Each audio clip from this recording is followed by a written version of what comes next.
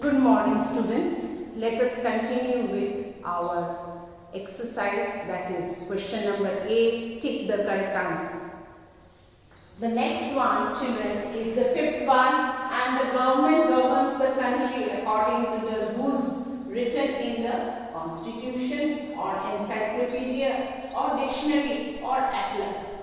By the options only you can understand it is constitution, because encyclopedia, dictionary and atlas are some of the things which we use for other resources. As we discussed that the Constitution of India was framed and written by a Constituent Assembly headed by Dr. B.R. Ambedkar, and the Constitution came into effect from 26th of January 1950, and it is a rule book according to which our country is governed. So children, our answer will be Constitution. The government governs the country according to the rules written in the Constitution.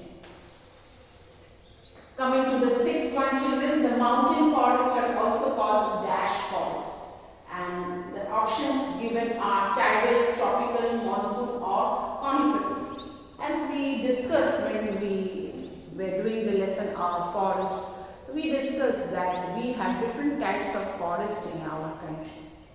Mainly we have evergreen forest or the rainforest.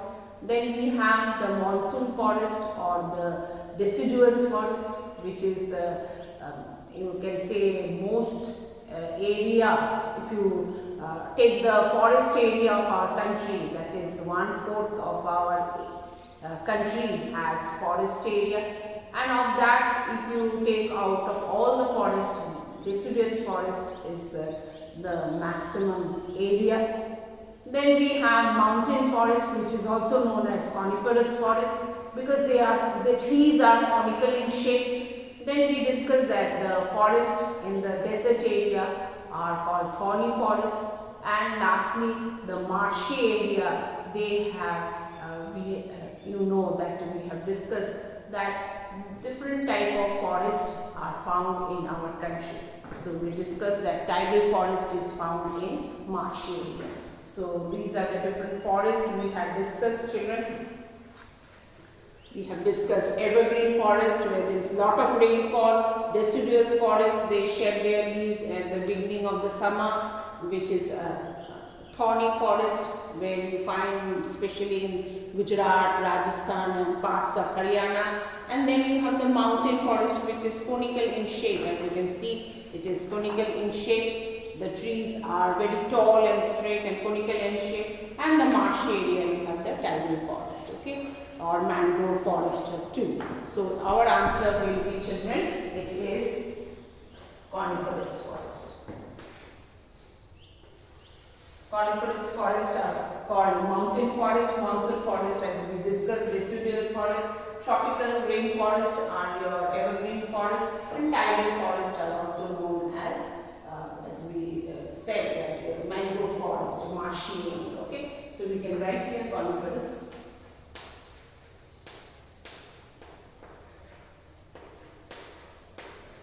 Children, the seventh one given in your book, it is out of our syllabus, so we will not do that. Coming to the eighth one, whom did Akbar defeat at the second battle of Panipat? As you know, Akbar the Great was Mughal ruler, and he was famous for different type of work he has contributed to the country. For his he was a brave soldier. He defeated many rulers and expanded his empire, the Mughal Empire. He was also a very kind king who was very kind to his people, to whatever religion they belonged to. He also introduced a new religion which was known as Din-e-Ilahi. Then he had 9 gems in his court, the famous people in his court like Birbal or Tansen or other people were there, and you know, he was very famous because he liked his people and people loved him, and he worked, he removed a lot of taxes from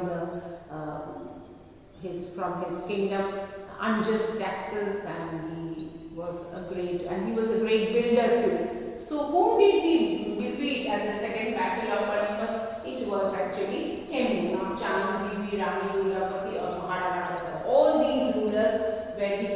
by Akbar, Chand Bibi Hemu, Rani Durgavati, as well as Maharana Pratap of Rajput.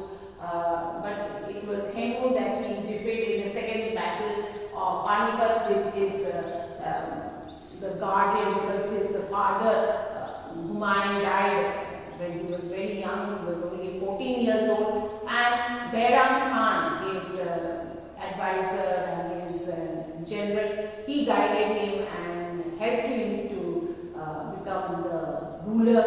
And with Bairam Khan, he defeated Hemu in the second battle of Panipat, and he established his kingdom. Okay. And the ninth one, children, which of these is called a multi-purpose project? As we discussed, that there are different means of irrigation. Different means of irrigation are there, like wells, tube wells, canals, sprinklers, okay, and as well as we have dams. Now dams are called multi-purpose project because they serve us in different ways. Dams are like walls built on the rivers, and this water is obstructed and stored in huge tank, and this water is used for irrigation. This water is used for generating electricity, which is known as hydroelectricity. This water is also used for for drinking purposes or for using in factories in time of need when there is less of rainfall, and also it's a place where people go and visit. So dams are multi-purpose. They serve in multiple ways, so they are known as multi-purpose project. It is not Persian way, it is not well, it is not tank, it is the dam. So we put in dam. And 10th one also, children, it was out of your syllabus, so we will not do the 10th one. So these are our answers. Number 5, the government governs the country according to the rules written in the constitution. Number 6, the mountain forests are also called coniferous forests. Number 8, whom did Akbar defeat at the second battle of Panipat, which was Hemu. And number 9, which of these is called a multi-purpose project? It is the dam. So do this answers in your textbook and in your test paper. Thank you.